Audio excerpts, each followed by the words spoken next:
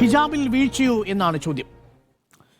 സ്മൃതി, അത്ഭുതമായിരിക്കുന്നു. കാരണം ഇന്നലെ ഈ പ്രശ്നം സോൾവ് ചെയ്തതാണ്. കുട്ടി ഹിജാബൊന്നും ഇല്ലാതെ തന്നെ സ്കൂളിൽ വന്ന് പഠിക്കാൻ തയ്യാറാണെന്ന് ഹൈബീഡിനോടൊപ്പം നിന്നുകൊണ്ട് പിതാവ് പറയുന്നത് നമ്മൾ കേട്ടു. ഇന്ന് ആ കുട്ടി സ്കൂളിൽ വരുമെന്ന് നമ്മളെല്ലാവരും പ്രതീക്ഷിച്ചിടത്ത് നിന്നാണ് പെട്ടെന്ന് ട്വിസ്റ്റ് ഉണ്ടാകുന്നത്. രാവിലെ മിനിസ്റ്റർ വന്ന് പറയുന്നു DOയുടെ റിപ്പോർട്ട് ഈ സ്കൂളിനെതിരായിട്ട് വരുന്നു, സ്കൂളിനെതിരെ നടപടിയെടുക്കാൻ പോകുന്നു എന്ന മട്ടിലുള്ള പ്രചരണം വരുന്നു. ഒരു നോട്ടീസും സെർവ് ചെയ്യുന്നു. അതിനിടയ്ക്ക് സ്കൂളുകാർ വെറുതെ ഇരിക്കൂ? സ്വാഭാവികമായിട്ടും സഭ വെറുതെ ഇരിക്കില്ല. ഇത് മാർപ്പാപ്പയുടെ നേരിട്ടുള്ള നിയന്ത്രണത്തിൽ പ്രവർത്തിക്കുന്ന അഗസ്റ്റീനിയൻ സഭയിലെ സിസ്റ്റേഴ്സ് നടത്തുന്ന സ്കൂളാണ്. എല്ലാ സഭക്കാരും തീർച്ചയായിട്ടും അതിന് പിന്നാലെ ഉണ്ടാവുകയും ചെയ്യും. അപ്പോൾ ഇതൊരു എടുത്തിയാട്ടമായിട്ടാണ് വ്യാഖ്യാനിക്കപ്പെടുന്നത്. എന്തായാലും ഇതിൽ വീഴ്ചയുണ്ടായോ എന്നാണ് ചോദ്യം. വീഴ്ചയുണ്ടായിട്ടുണ്ട്. ആർക്കൊക്കെയുള്ള വീഴ്ച എന്നുള്ളതാണ് പരിശോധിക്കേണ്ടത്. ഇതിപ്പോൾ രണ്ട് മൗലികാവകാശങ്ങൾ തമ്മിലുള്ള ഏറ്റുമുട്ടലാണ്. ഒരു വ്യക്തി എന്ന നിലയ്ക്ക് അവനൊരു വിശ്വാസവുമായി ബന്ധപ്പെട്ട കാര്യങ്ങൾ ചെയ്യാനുള്ള മൗലികാവകാശം, അപ്പുറത്ത് ന്യൂനപക്ഷ സ്ഥാപനങ്ങൾ, വിദ്യാഭ്യാസ സ്ഥാപനങ്ങൾ നടത്താനുള്ള മൗലികാവകാശം. അപ്പോൾ രണ്ടും തമ്മിലുള്ള ഒരു ഏറ്റുമുട്ടലാണ് നടക്കുന്നത്. ഇത് യഥാർത്ഥത്തിൽ കോടതി വിധികളുമായി ബന്ധപ്പെട്ട കാര്യങ്ങളാണ് ഇപ്പോൾ സ്കൂൾ ശക്തമായി വാദിച്ചുകൊണ്ടിരിക്കുന്നത്. അത് അങ്ങനെ വരുമ്പോൾ അങ്ങനെയൊക്കെ തന്നെയാണ്. പക്ഷേ അതിലപ്പുറം വിവേകം, അതിലപ്പുറം പൊതു സാഹചര്യം, നിലവിലെ സാഹചര്യം അതുകൂടി വിലയിരുത്തി വേണം ഇതിനെ പരിശോധിക്കാൻ എന്ന് തോന്നുന്നു. ഇപ്പോൾ കേരളത്തിൽ ഇത്തരത്തിലുള്ള സംഭവങ്ങൾ അടിക്കടി ഉണ്ടാകും. നേരത്തെയും ഒരു സംഭവം തിരുവനന്തപുരത്തുണ്ടായിട്ടുണ്ട്. സമാനമായി തന്നെ ഹിജാബ് തന്നെയാണ് വിഷയം. അത് ഏത് സ്കൂളായിരുന്നു? അത് തിരുവല്ലം ക്രൈസ്റ്റ് നഗർ സ്കൂളിലാണ്. അവിടെയും ഹിജാബുമായി ബന്ധപ്പെട്ട വിഷയമാണ് ഉണ്ടായത്.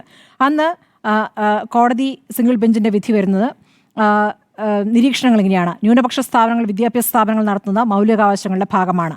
മതാചാര പ്രകാരം വസ്ത്രം ധരിക്കുന്നതും മൗലികാവകാശങ്ങളുടെ ഭാഗമാണ് എന്ന് 2016 സുപ്രീം കോടതി വ്യക്തമാക്കിയിട്ടുള്ളതാണ്.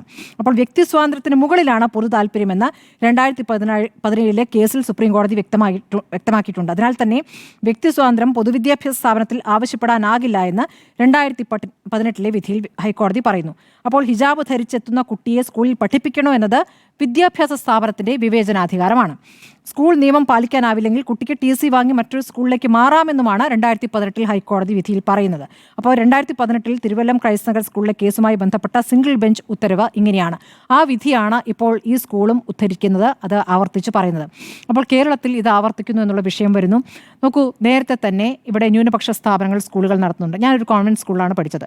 ഞാൻ പഠിക്കുന്ന സ്കൂളിലെ മുസ്ലിം വിദ്യാർത്ഥികൾക്ക് യൂണിഫോമിൻ്റെ അതേ നിറത്തിലുള്ള തട്ടമിട്ട് വരാം, ഷോൾ ഇടാം, സ്കേർട്ടിൻ്റെ ഇറക്കം കുറച്ച് മുട്ടിന് താഴേക്ക് അല്പം നീളത്തിലാക്കാം എന്നുള്ളത് അവർക്ക് അനുകൂലമായി ഒരു തീരുമാനമായി വരികയാണ്.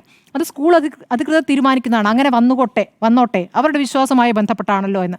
അപ്പോൾ അങ്ങനെ ഒരു ആലോചന ഇപ്പോൾ ഇത് അൺഎയ്ഡഡ് സ്കൂളാണ്, ഉണ്ടായിട്ടുണ്ടോ എന്നുള്ള ചോദ്യം വരുന്നു. ഇതിൽ മന്ത്രി പെട്ടെന്ന് കയറി പ്രതികരിച്ചോ എന്നുള്ളതാണല്ലോ ചോദ്യം. മന്ത്രി എങ്ങനെയാണ് പ്രതികരിക്കുന്നത്? മന്ത്രി പ്രതികരിക്കുന്നത് വിദ്യാഭ്യാസ ഉപഡയറക്ടറുടെ റിപ്പോർട്ടിൻ്റെ അടിസ്ഥാനത്തിലാണ്. ആ റിപ്പോർട്ട് എന്ന് പറയുന്നത് സ്കൂളിന് വീഴ്ച പറ്റി എന്നുള്ളതാണ്. മന്ത്രിക്ക് സ്കൂളിൽ വന്ന് പരിശോധിക്കാൻ പറ്റില്ല. മന്ത്രിക്ക് ആ റിപ്പോർട്ടാണ് പ്രധാനം. ഉപഡയറക്ടറാണ് നൽകേണ്ടത് ആ റിപ്പോർട്ട്. ആ റിപ്പോർട്ടിൽ സ്കൂളിന് വീഴ്ച പറ്റി എന്നുള്ളതാണ്. അതിൻ്റെ അടിസ്ഥാനത്തിലാണ് മന്ത്രി പ്രതികരിക്കുന്നത്. മന്ത്രി പറയുന്നത് ഒരു വിദ്യാർത്ഥിക്കും പഠനം നിഷേധിക്കാനാവില്ല, ഒരു വിദ്യാർത്ഥിയുടെയും അവകാശങ്ങൾ നിഷേധിക്കാനാവില്ല എന്നാണ് മന്ത്രി പറയുന്നത്. മന്ത്രിക്ക് കിട്ടിയ റിപ്പോർട്ടിൻ്റെ അടിസ്ഥാനത്തിൽ മന്ത്രി പ്രതികരിക്കുന്നു. നമ്മൾ ഇന്നലെ കാണുന്നത് എന്താണ്? ഹൈബി MP വളരെ എന്താ പറയുക, ഏറ്റവും നല്ല ഒരു നടപടിയാണ് ഉണ്ടായിരിക്കുന്നത്. ഒരു ജനപ്രതിനിധി എടുക്കേണ്ട നിലപാട്. ഒരു സ്കൂളിൽ ഒരു വിഷയം ഉണ്ടാകുന്നു, ആ വിഷയത്തിൽ വളരെ പെട്ടെന്ന് തന്നെ അദ്ദേഹത്തിൻ്റെ മണ്ഡലത്തിലാണ് അദ്ദേഹം ഇടപെടുന്നു. അവിടുത്തെ DCC പ്രസിഡന്റ് അടക്കം ഇടപെട്ടുകൊണ്ട് കുട്ടിയുടെ പിതാവുമായി സംസാരിക്കുന്നു. എന്നിട്ട് ഒരു തീരുമാനത്തിലെത്തുകയാണ്. കുട്ടി സ്കൂൾ യൂണിഫോം അനുസരിച്ച് സ്കൂളിലേക്ക് വന്നുകൊള്ളാം എന്ന തീരുമാനമാകുന്നു. ഇന്നലെ നമ്മൾ ആ പിതാവിൻ്റെ ബൈറ്റും കൊടുത്താണ്. അതിലും അദ്ദേഹം ഇത് വർഗീയമായി മാറരുത് എന്ന് ആലോചനയുണ്ടെന്ന് അതാണ് അദ്ദേഹത്തിൻ്റെ വാചകം. അപ്പോൾ കുട്ടി ഇന്നു മുതൽ സ്കൂളിലേക്ക് വരാം എന്ന് തീരുമാനിക്കുകയാണ്. ഇതാണ് നമ്മൾ ഇന്നലെ വരെ കാണുന്നത്. അതിനുശേഷമാണ് മന്ത്രിയുടെ പ്രതികരണം വരുന്നത്. അപ്പോഴേക്കും എന്താണ്? ഇന്നിപ്പോൾ ദീപിക പത്രത്തിൽ മുഖപ്രസംഗം വരുന്നു. ലത്തീൻ സഭയുടെ സ്കൂളാണ്. ലത്തീൻ സഭ പ്രതികരിച്ചിട്ടേ ഉണ്ടായിരുന്നില്ല. സിറോ മലബാർ സഭയുടെ പ്രതികരണം കൂടി വരുന്നതോടുകൂടി ലത്തീൻ സഭയും പ്രതികരിക്കുന്നു. അപ്പോൾ അവരുടെ പ്രതികരണങ്ങൾ വരുന്നത് കുറച്ച് കടുത്ത പ്രതികരണമായിട്ടാണ് വരുന്നത്. ദീപികയിലെ മുഖപ്രസംഗത്തിൽ പറയുന്നത് വിദ്യാഭ്യാസ മന്ത്രിയുടേത് വിവേകരഹിതമായ പ്രസ്താവനയാണ്. പ്രശ്നപരിഹാര സാധ്യത തെളിഞ്ഞതിനു ശേഷം മന്ത്രി വിവേകരഹിതമായി പ്രതികരിച്ചു. അതിനപ്പുറം ചില പ്രതികരണങ്ങൾ ഉണ്ട്. ആ പ്രതികരണം കുറച്ച് രൂക്ഷമായ പ്രതികരണമാണ്. ആ പ്രതികരണം എന്നുള്ളത് മറ്റു മതസ്ഥർ നടത്തുന്ന സ്കൂളുകളിൽ നിസ്കാരമുറിയുടെയും ഹിജാബിൻ്റെയും മറവിൽ നുഴഞ്ഞു കയറുന്ന മൗലികവാദികളെ പൊറുക്കുന്നതല്ല, അല്ല അവർക്കൊപ്പം നിൽക്കുന്നതല്ല ഉത്തരവാദിത്തം. അതായത് മന്ത്രിയുടെ ഉത്തരവാദിത്തം അതല്ല എന്ന് പറയുന്നു. കുട്ടികളെ മുന്നിൽ നിർത്തി മറ്റു മതസ്ഥരുടെ സ്ഥാപനങ്ങളിൽ അരാജകത്വം ഉണ്ടാക്കാൻ ശ്രമിക്കുന്നവരെ ഒപ്പമുള്ളവർ തിരുത്തണം. അങ്ങനെയൊക്കെ ഒരു ശ്രമം ഇതിലുണ്ടായിട്ടുണ്ടോ എനിക്കറിയില്ല. ഇതിൽ ഇപ്പോൾ SDPIയുടെ ഇടപെടലുണ്ട് എന്ന് പറയുന്നു. SDPIയുടെ ഒരു പ്രതിനിധിയുമായിട്ടാണ് കുട്ടിയുടെ പിതാവ് നേരത്തെ സ്കൂളിൽ വന്നത് എന്നൊക്കെയുള്ള വാദങ്ങളൊക്കെ പറയുന്നുണ്ട്.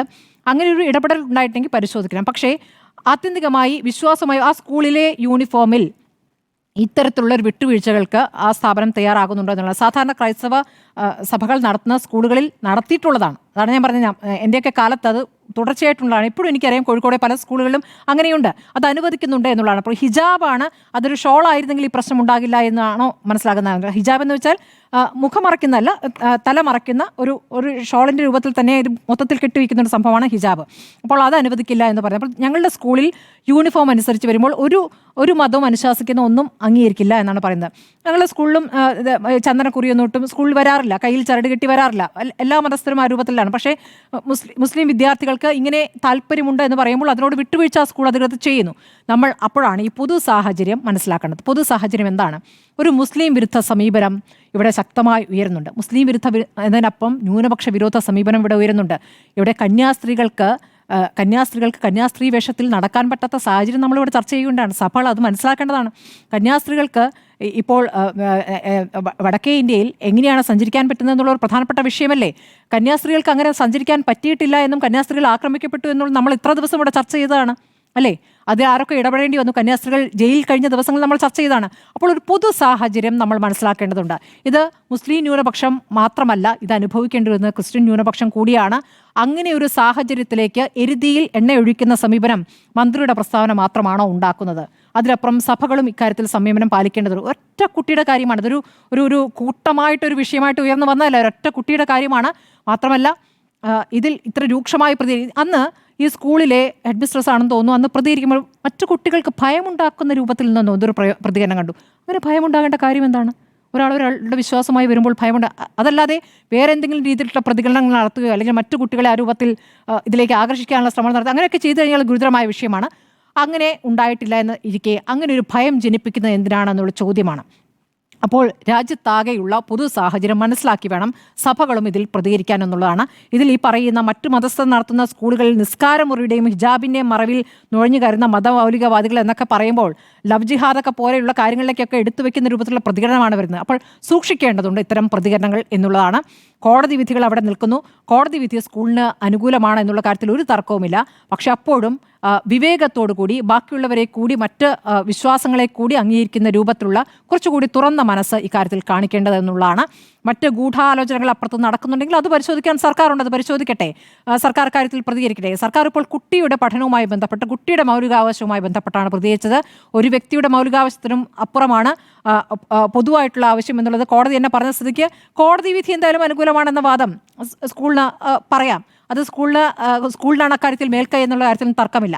പക്ഷേ അതിലപ്പുറം കാര്യങ്ങൾ വഷളാക്കരുത്. വഷളാക്കുമ്പോൾ ഇതിൽ ഇടപെടൽ നടത്താൻ കൂടുതൽ ആളുകൾ രംഗത്ത് വരും, അല്ലെങ്കിൽ കൂടുതൽ സംഘടനകൾ രംഗത്ത് വരുമെന്നുള്ളത് ഉറപ്പാണ്.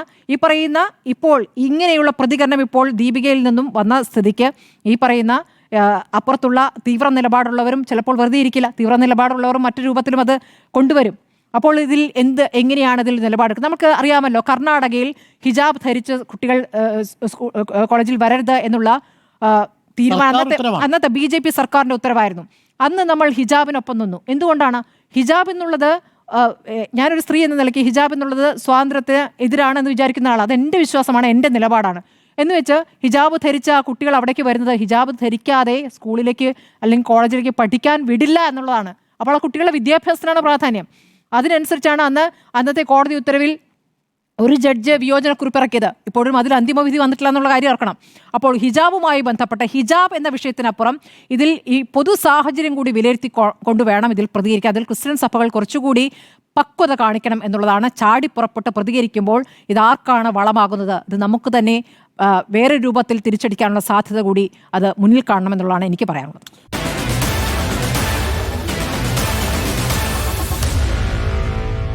Meet the editors.